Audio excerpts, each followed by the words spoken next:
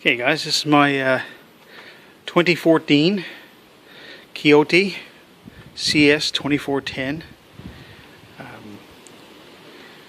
mini tractor, subcompact tractor. Today I'm going to attempt to change the hydrostatic and hydraulic oils in her. I've already changed the engine oil before. That was another video I did. This time I'm going to attempt to change the hydraulic fluid in her. The book is not much help. That's the book I got on her. That's the book, and basically they give you these two crappy pictures of where everything should be, and it's close, but you can't tell much from the pictures. So I'm just going to give you a shot of where those things are now. So if you're looking for it on yours, you'll be able to find them easy enough.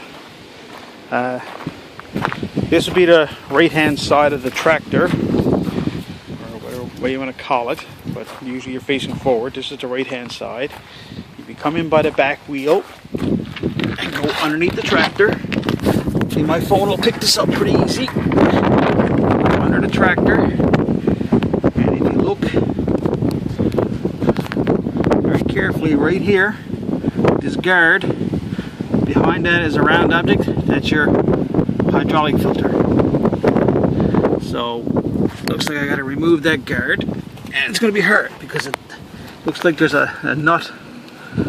See, there it is. There's a. It's kind of hard to see. That's it. Now the other filter,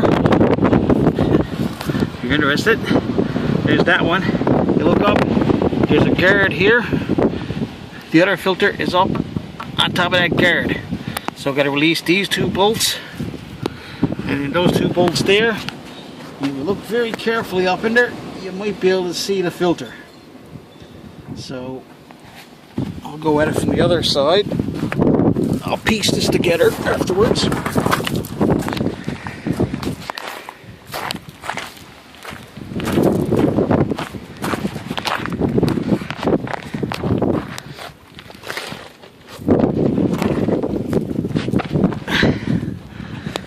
Under the front. Get ready to change some fluids now. There's the two bolts there. I'm going to change the hydraulic fluid on her. Oh, I see. That's where the filter is up there. Okay, so I've removed the gravel guards. This is the gravel guard for the hydrostatic filter, the HST filter, and it just has 4 12mm bolts. The other guard, you can only let one bolt go and it swings it away. The other side actually has a nut and a bolt, and I'll show you that now before I actually start doing the oil change. So we come in at her from the left side again, and you can see I got this guard out of the way. That's the big gravel guard I just showed you, and a little bit easier now. You can see the filter up inside there. And there's the other one. I just let that gravel guard, rock guard down out of the way. You can see this one was already loose. This side, the nut, this bolt over here was loose. So it just swung down out of the way. And I just let it go from the other side. So that's your hydraulic filter there. Your oil, transmission oil filter or whatever. So I just let that nut and bolt go. I found when I started turning it, I was expecting it was just a bolt, but it wasn't coming out any further, so when I put my finger up in behind, I could feel there was a nut back there. So I got that out of the way. So now I got the filters in the open where I can get at them.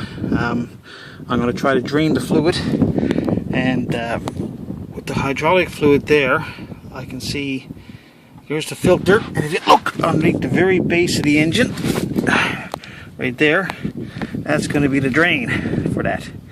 So that's the drain plug for that one. And so we're going to get at that now in a minute. It's a bit windy out here today, so I'm just going to drain that and let you know how it goes and how easy it was to get this stuff off. So I only got my phone holding on my hand, so I really can't do too much more than that. Yeah, I'll be back with you. Okay guys, all's going well so far. Just a reminder, keep plenty of rags on hand.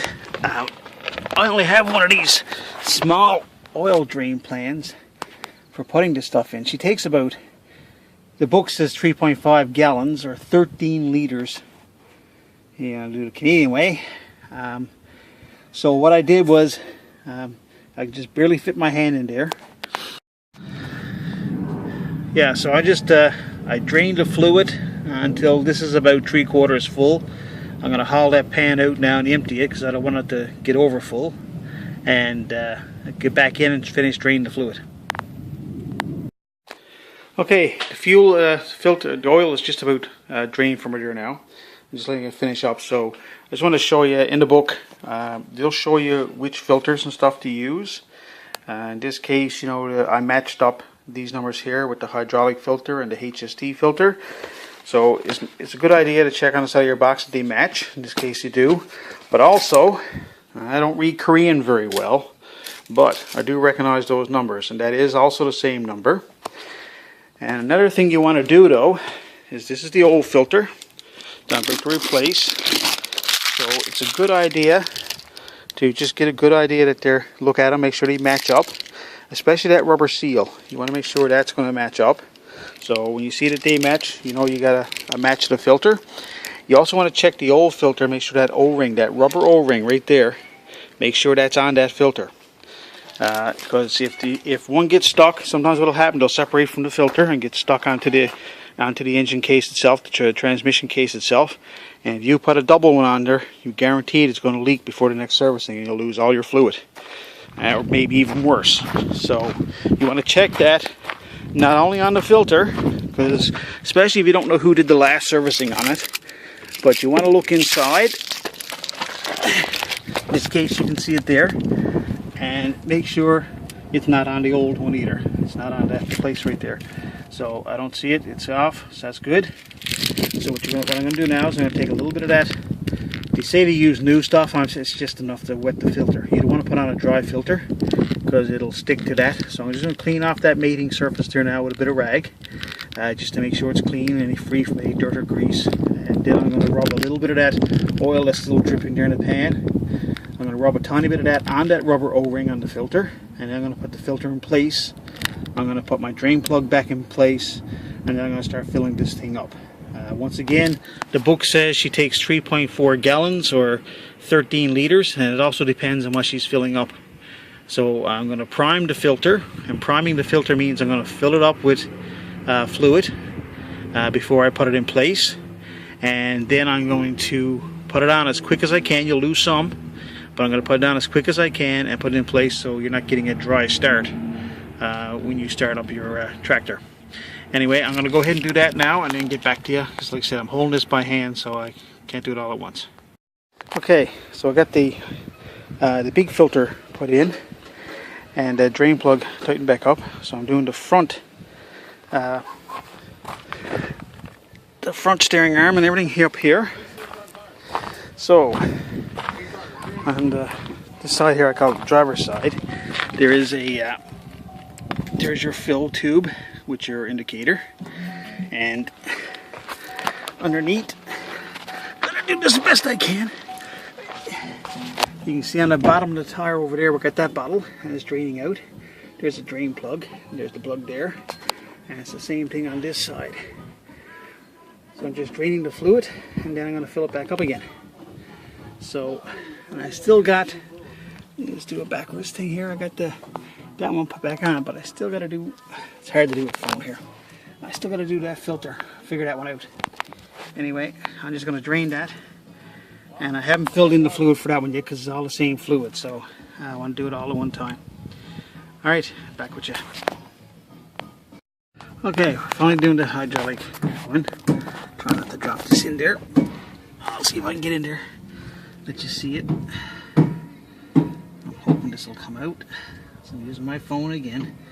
I got the filter off. I did find it helpful. Those two bolts right there that hold this whole system in there.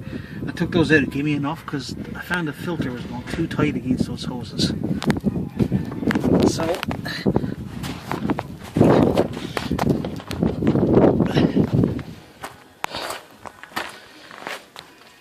there's the filter.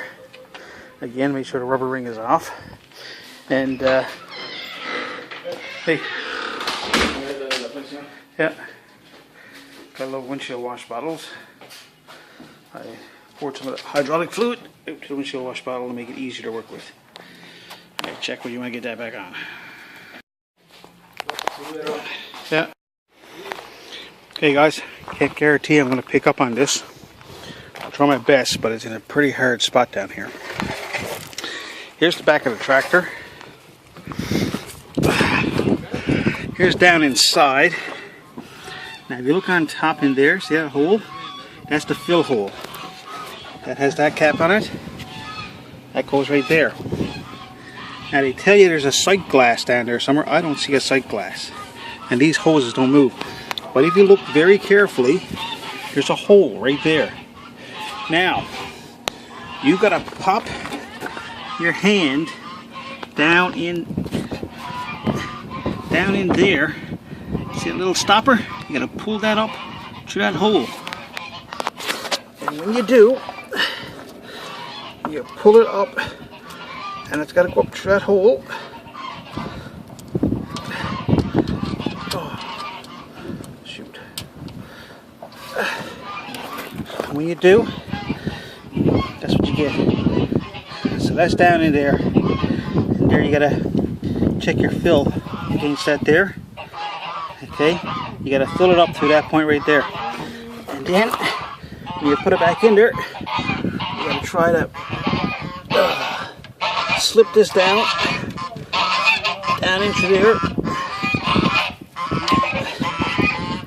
And make sure, fun stuff. And make sure it goes down tight once you check the level. That's the neighbor's geese chasing the dog there. That's the guys chasing the dog. That's my dog. The brother's dog over helping. Anyway, I'm going to fill it up to that sight line. It's on the back of the tractor. So I got my two filters back in place. I played with the joystick so I can get as much hydraulic fluid out as I can. I got those two on the bottom back in. I'm going to fill that up from the other end over there.